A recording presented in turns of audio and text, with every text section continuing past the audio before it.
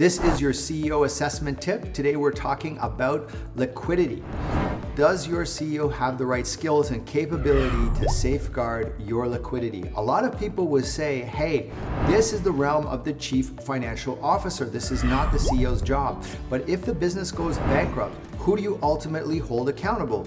You hold the CEO accountable. So the CEO has to have a basic skill set in this area. And here's a few questions we can ask to test it. The first question I would ask is, what metrics, ratios do you look at when you're keeping an eye on your liquidity? Do you look at your debt to equity expense? Do you look at your quick ratio? Do you look at interest coverage ratio?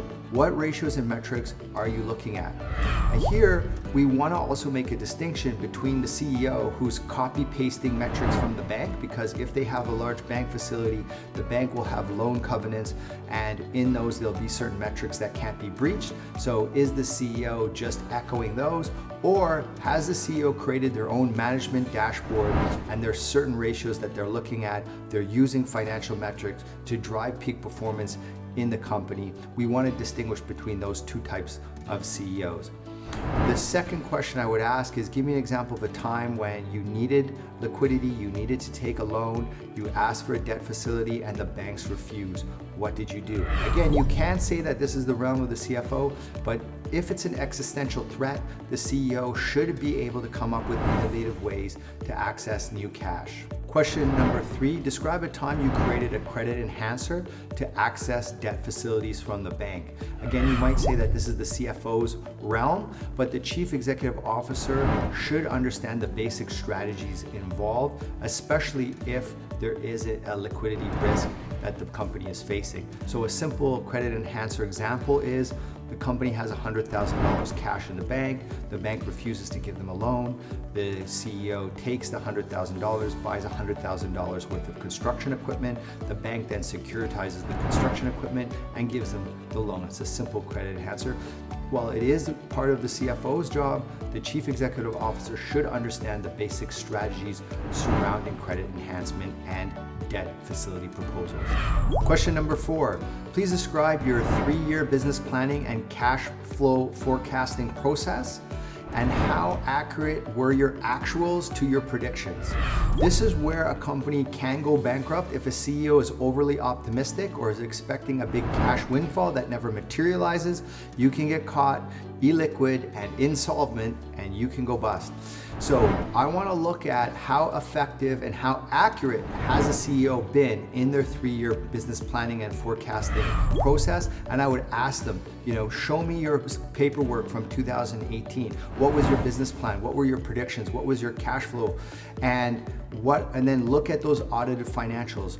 How accurate were they? Were they overly optimistic? Were they overly conservative? Were they bang on the money, or were they in the red? Question number 5, this has 3 parts. So the first one is, how do you discount your sales forecasts? Number 2, how do you provision your receivables?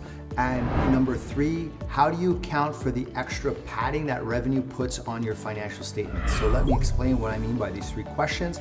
So say you have a chief commercial officer or a head of sales. They're gonna say, rah, rah, rah, we're gonna do $10 million in sales this month. The CEO doesn't wanna take wind out of their sales. He'll say, go back to his desk, he'll say, yeah, I know they're saying 10 million, but I'm gonna run the business as if we're only getting 6 million in. So we are in a very safe area in terms of our cash environment that we're operating in. We're not gonna be illiquid.